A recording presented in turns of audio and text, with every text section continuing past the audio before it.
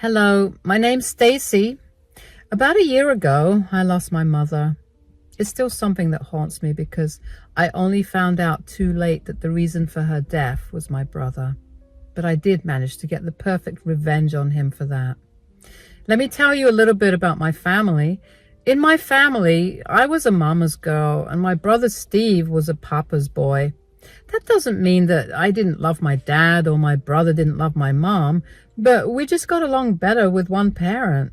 Aside from that, I'm older than Steve by about 9 years, so I have vivid memories of him growing up. Steve was not exactly the easiest child. He would constantly do things to get a raise out of people, like he would make fun of things that they're insecure about, or he would physically hurt them, but play it off as a joke. My mom hated that behavior, but my dad always laughed at it, which only enabled Steve to behave that way.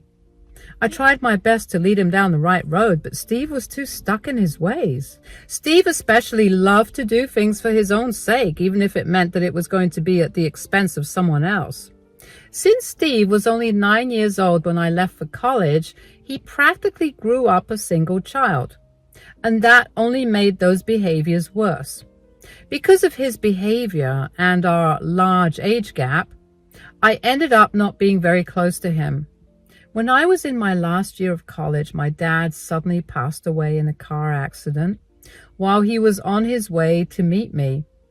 To say I was traumatized would be an understatement.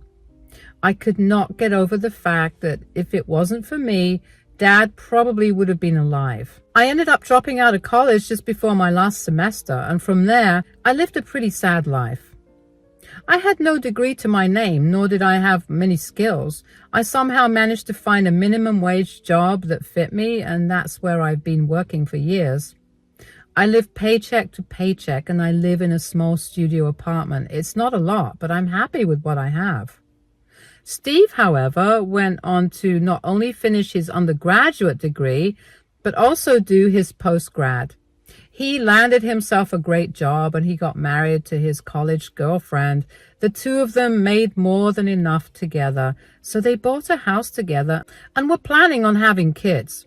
I still didn't have a great relationship with Steve, but because my mom would insist on us meeting her at the same time as part of family time, I knew what was happening in Steve's life.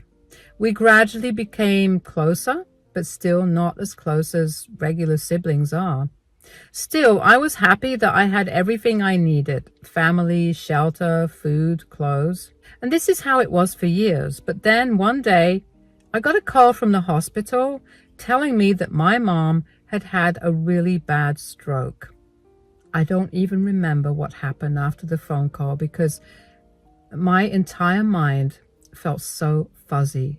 I must have rushed to the hospital because I got there pretty quickly after the call. She was in a coma. The doctor said that there was no way of knowing when she would wake up. So I prayed really hard every day that she would wake up that day. I made it a routine to go and visit her every single day. One day I decided to go to Steve's place because I really felt alone. We hadn't had a proper chance to talk, and I wanted to feel some sort of support from my family. When I got to Steve's place, he greeted me at the door. "Hi, Stacy, come in." "Hello. How are you holding up?" "Not very good. What about you?" "Not very good either.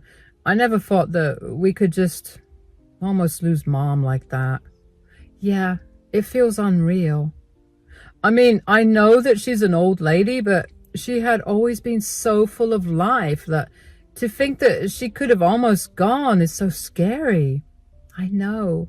I haven't been able to sleep or eat. I visited her at the hospital today. She's still in a coma, but the doctor told me that she might not be able to walk properly and her cognitive functions will be affected. She's essentially going to be like a child now." "Yeah, I heard that too. What do we do?" I looked into nursing homes and they're expensive to say the least. I spoke with her insurance and they won't be covering that. I looked into that too, and while I saw some cheap ones, I don't exactly trust those.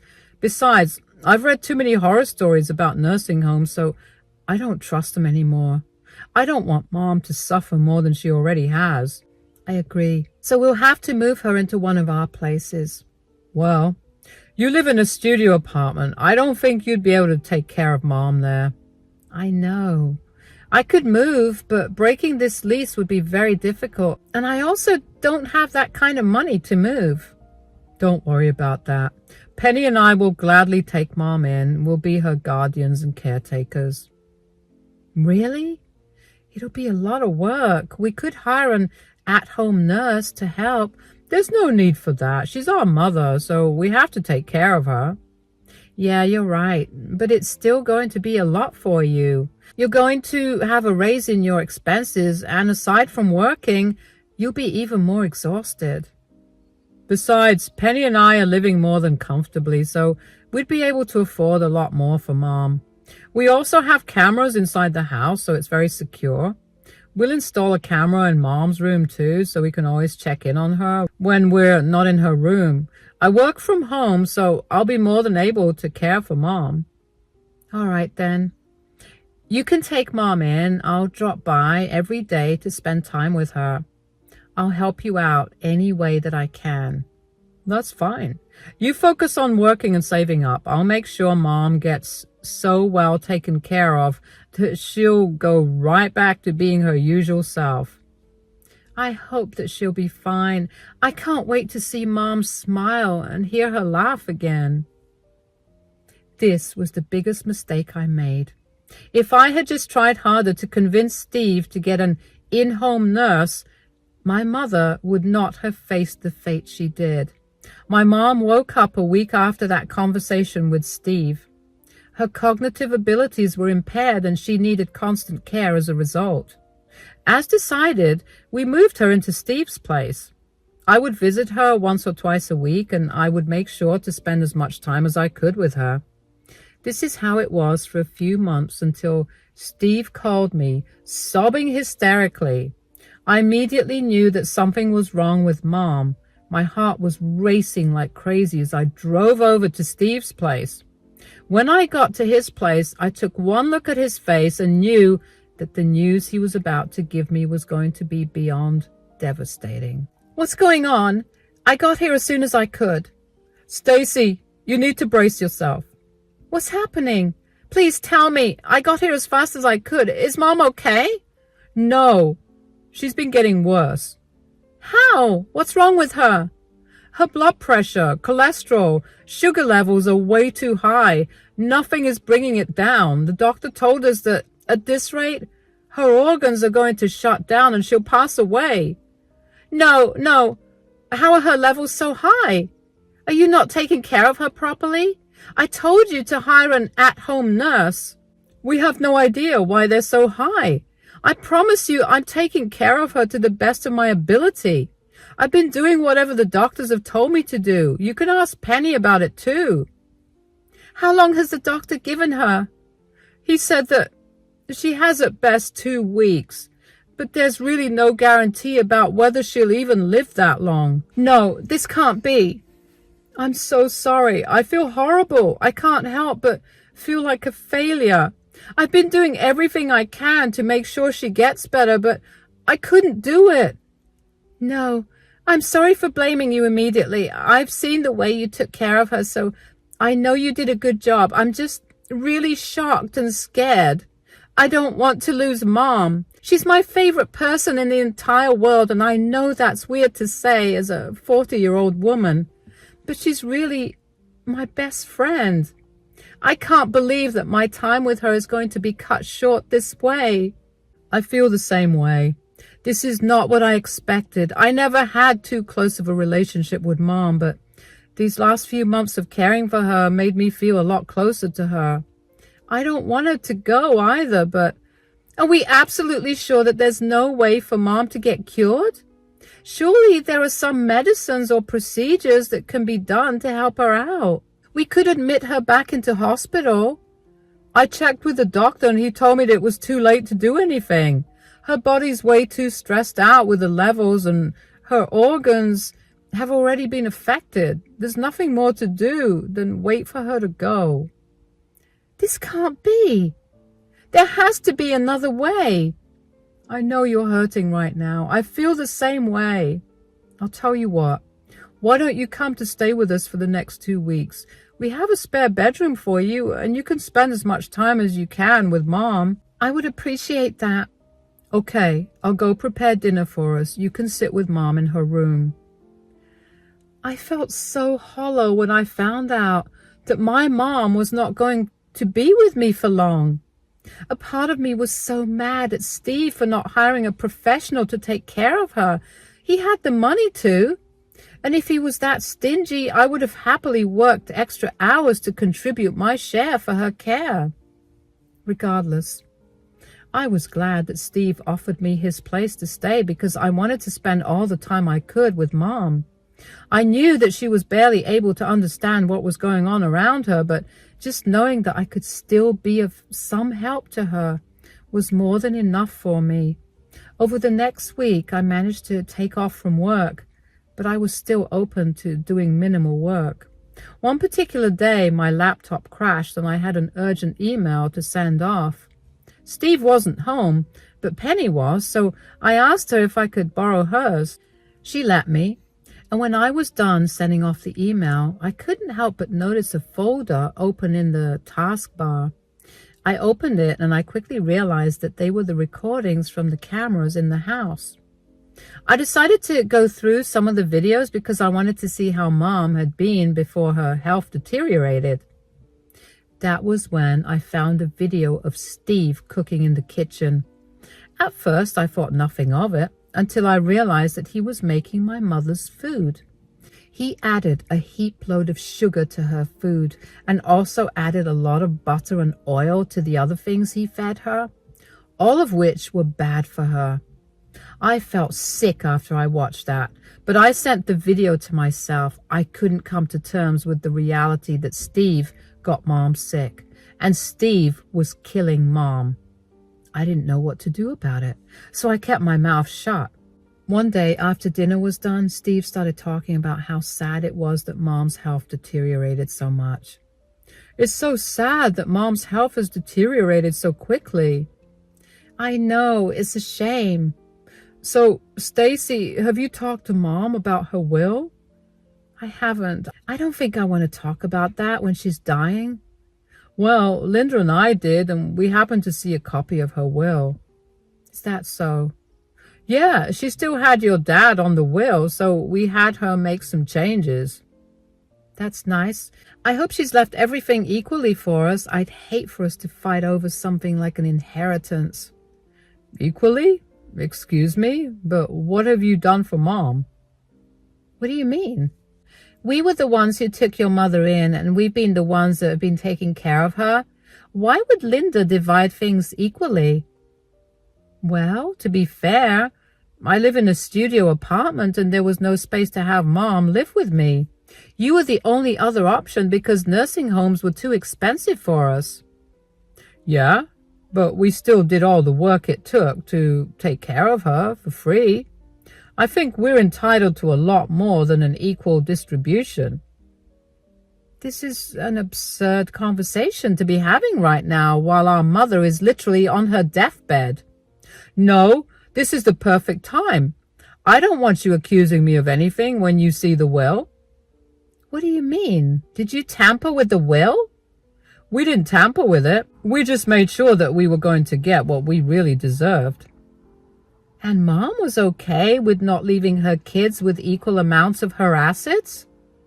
Yeah, I mean, there's absolutely no chance that she'll leave a single penny for you when you did nothing for her. She saw how hard we worked to take care of her, and she's going to reward us accordingly. Well, neither will you get a single penny from her because you made her sick. What are you talking about?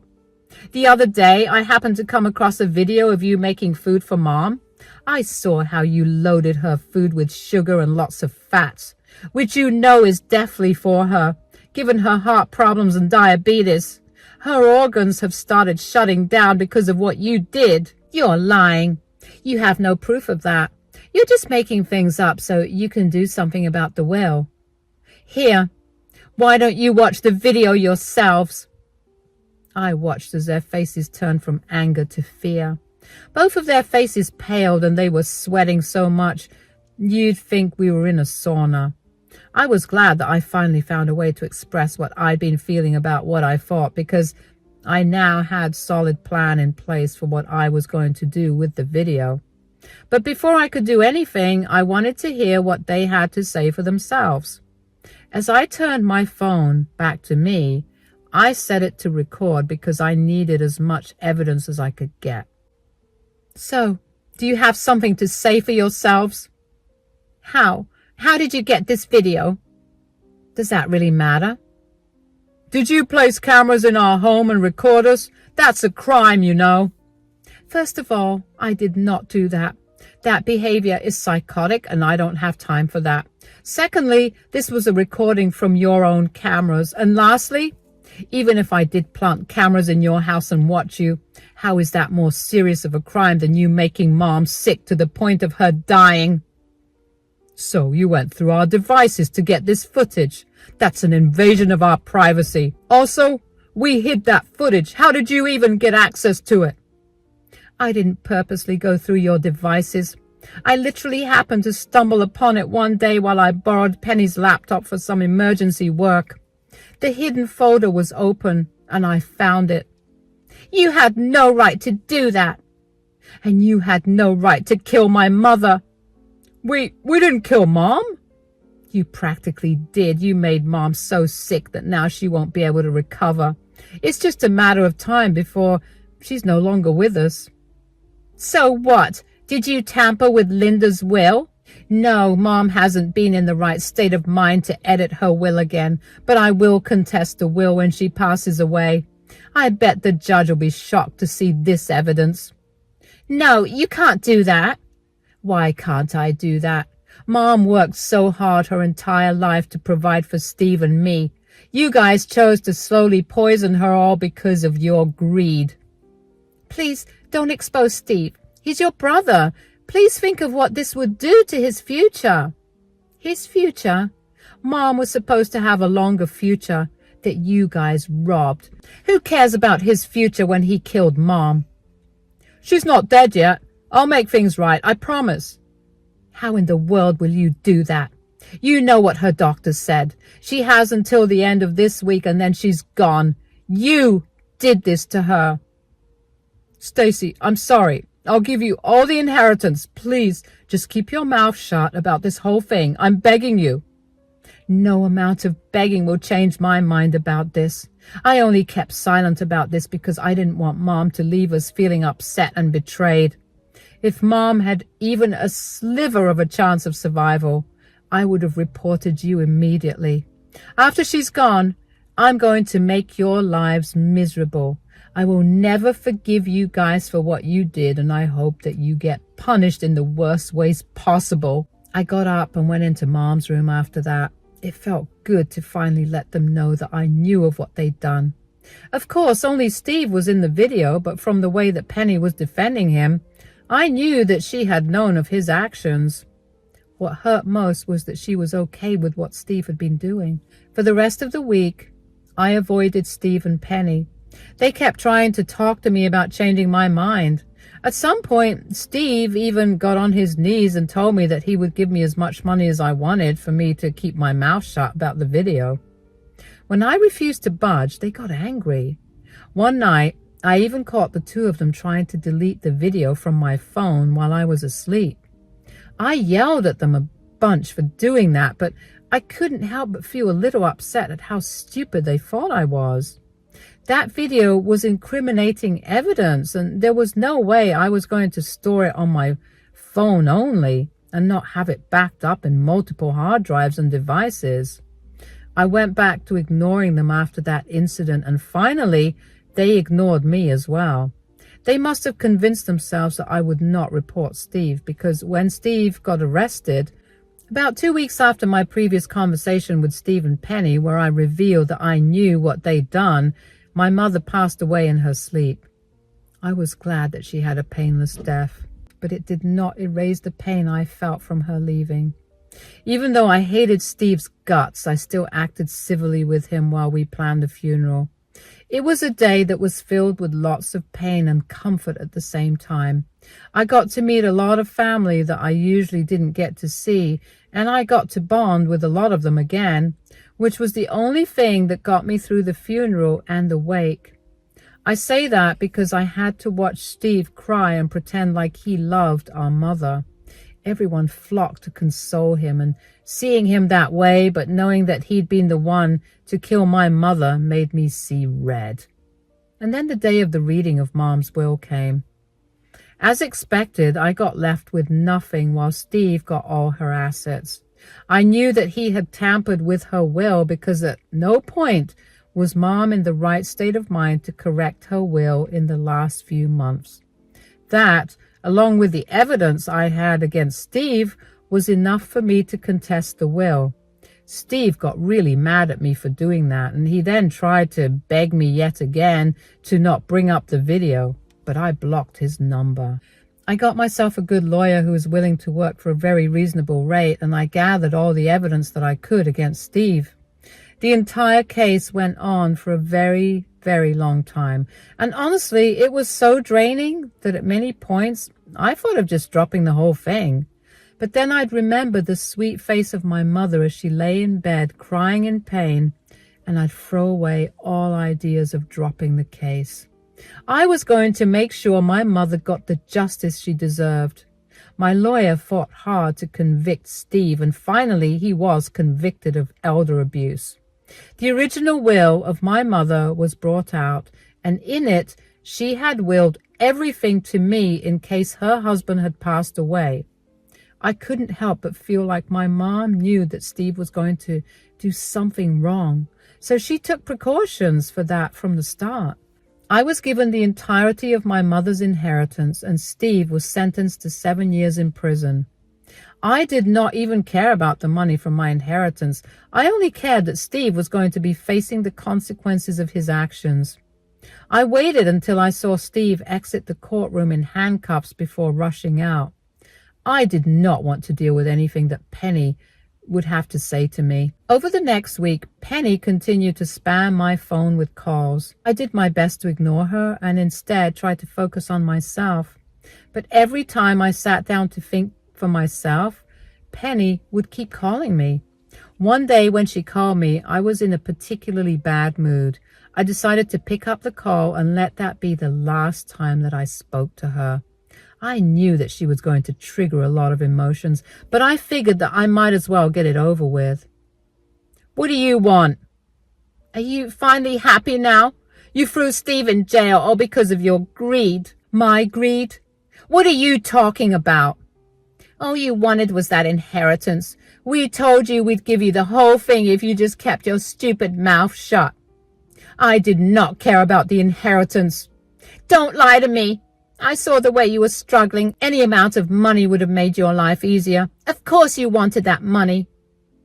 Did you not hear anything that I said when I was at your place that day? I showed you the video. I told you that I'd be reporting you two for elder abuse. And we told you to keep your mouth shut. We were willing to pay you whatever it took for you to not say a word. I don't care about the money. No amount of money would have healed my mother, nor will it bring her back. What you two did was beyond disgusting, and now Steve is facing the consequences of his actions. But he's your brother. Do you not care that he's going to be rotting in prison for 7 years? He poisoned my mother every single day because he wanted the money. 7 years is too short of a sentence. You're a monster. You're valuing a dead person over someone who's alive and has a long future ahead. The only reason my mom is dead is because of Steve. Stop denying it. You're lucky that he protected you. You and I both know that you're equally guilty for what you guys did to Mom. I didn't have any evidence of you hurting Mom, so that could not be proven. I hope that your life only goes downhill from here. You don't deserve any happiness. You've ruined mine and Steve's lives. Do you even know what's been happening because of your selfish actions? My family has abandoned me. The rest of your family has disowned Steve and has been blasting my phone with texts on how disgusting we are. Steve got fired, and now that he has a criminal record, it'll be extremely hard for him to get another job. I'm barely making enough to cover my expenses, and when Steve finally gets out, I won't be able to support both of us. This is all your fault. Stop blaming me for what's happening to you. You and Steve chose to hurt my mother. Neither of you cared about how she felt or the pain that she must have gone through because of your selfish desires.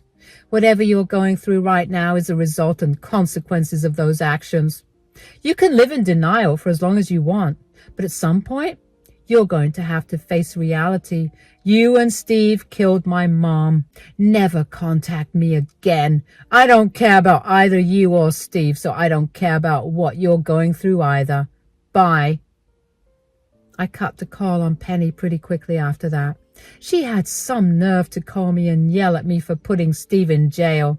She clearly did not realize how I'd be the one living with the guilt of not having reported Steve earlier, or not being around enough to figure out what she and Steve were doing. If I had moved to another bigger apartment, I would have been able to save Mom, and she would have been able to live for at least another 5 years. Penny was only thinking about her husband rotting in jail, and not the reason for that happening to him. I couldn't understand how Penny could blame me for what happened when she knew that what Steve was doing was wrong, and she still supported him. It was truly a miracle that I did not lash out at Penny and start yelling at her. Anyway, that conversation made me realize just how many of my feelings I had suppressed. I knew that I couldn't keep feeling the way I did, or I would spiral into depression, and getting out of that would not be an easy feat at all. I couldn't help feeling so guilty about my position in life and my inability to earn more money, because if I did, I would have still had my mother by my side. I decided to start therapy, and after a few months of it, I decided to give life another shot. I applied to a community college that allowed me to transfer my credits from years ago, and within a few months, I had graduated. I managed to land a better job, and I'm doing much better for myself. As for Penny, she's been excommunicated from her family. A lot of them reached out to me to both apologize for Penny's actions and involvement in my mom's death, and to also applaud me for putting her and Steve in their rightful places. She tried to contact me several times after we last spoke, but I didn't want to relive the past constantly, so I blocked her. I don't know how Steve is, because I was firm on not wanting to be a part of his calling list. The rest of our family also did not want to be in touch with him. As a result, none of us really knows how he's doing. Whatever it is, I'm sure it can't be good. I know that I'm in a better place now, and although my mother's death still saddens and hurts me, I've learned to accept that there was not much I could do for her given my situation. I'm just glad that she got to leave before she saw what happened to Steve. It'll be a long while before I get used to not having Mom around, but after seeing my progress right now, I know I'll get there for sure. Thank you for listening to my story.